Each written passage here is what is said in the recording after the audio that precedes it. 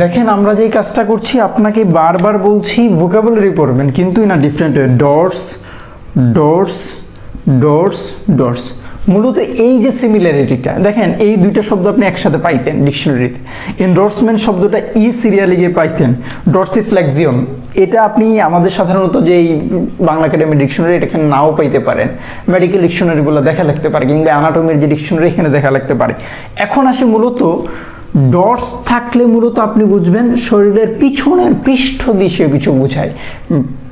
এখন এই ডরসাল মানে কি কিংবা ডোরসাল মানে কি, আমাদের বাংলা একাডেমির অভিধান বলছে মূলত এই দুইটার অর্থ পৃষ্ঠদেশীয়। এখন পৃষ্ঠদেশীয় মানে কি, সাধারণত ডরসাল শব্দের একটা বিপরীত শব্দ আছে, সেটা হলো ভেন্ট্রাল। এখন এই ভেন্ট্রাল মানে কি পৃষ্ঠদেশীয়, পিঠের বিপরীত সামনে। তার মানে আপনি যদি গুগলে সার্চ করেন ডরসাল, তাহলে ভার্সেস দিয়ে ভেন্ট্রাল আসবে, অর্থাৎ একটা হলো সামনের অংশ, একটা হলো পিছনের অংশ। তার মানে ডরসাল ভার্সেস ভেন্ট্রাল, এই দুইটা জিনিস আপনি ইজিলি বুঝলেন। এখন আসি ইন্ডোর্সমেন্ট। আমি মূলত বলছি সাধারণত আপনাকে যে ডটস থাকলে সাধারণত শব্দে ব্যাক অর্থ দেয়। যেমন যদি আমি বলি যে তিমি মাছের একটা মানে ফিন, যেটা যে মানে ডোরসাল, যেটা পিঠটা অনেক বড়, এরকম একটা জিনিস বলা যায়। The shark has a large dorsal fin. তার মানে এভাবেও চিন্তা করা যায়। তার মানে এখানে পাচ্ছি ইন্ডোর্সমেন্ট।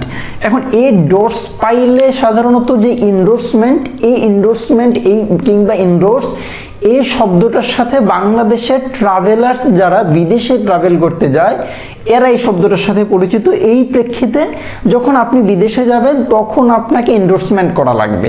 কেন? যে আপনি এন্ডোর্সমেন্ট শব্দ। এখন তাহলে প্রশ্ন হলো এন্ডোর্সমেন্ট মানে কি? মূলত আমাদেরকে আমাদের অভিধানগুলো বলছে এন্ডোর্সমেন্ট মানে সাপোর্ট, এন্ডোর্সমেন্ট মানে সমর্থন। কেমন সমর্থন? আপনি বিদেশে যাচ্ছেন, যে বাংলাদেশের একটা গভর্নমেন্ট ব্যাংক বলে দিবে যে এই লোকটি ট্রাভেল করতে যাচ্ছে, তার সাথে করে $100, $1000 কিংবা তিনি ট্রাভেলে যাওয়ার জন্য যে পরিমাণ খরচ দরকার সে খরচ সে বহন করেছে এবং তার কাছে ডলার আছে। এই যে সাপোর্টটা দিবে এটাকে মূলত এন্ডোর্সমেন্ট বলে।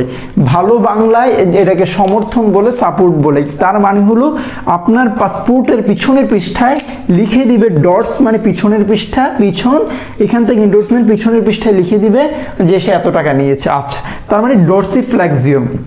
এই ফ্লেক্স থেকে ফ্লেকশন, রিফ্লেকশন, রিফ্লেক্সিভ প্রনাউন। মূলত প্রনাউনের প্রকার, আমি গ্রামারের দিকে যাচ্ছি না। আবার প্রশ্ন হলো গ্রামারের যে বানান, কেন গ্রামারকে গ্রামার বলা হয়? মূলত ফ্লেক্স নিয়ে কথা বলছি, বাঁকা। তার মানে ডটস মানে পিছন, পিছনের কোনো কিছু বাঁকা হওয়া, অর্থাৎ ডর্সিফ্লেক্সিয়ন মানে শরীরের কোনো অংশকে বাঁকা করা কিংবা উপর নিচ করা কিংবা ভাঁজ করাকে মূলত ডর্সিফ্লেক্সিয়ন বলে।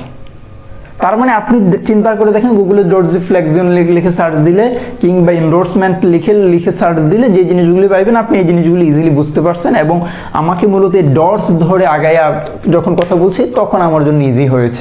Thank you for watching.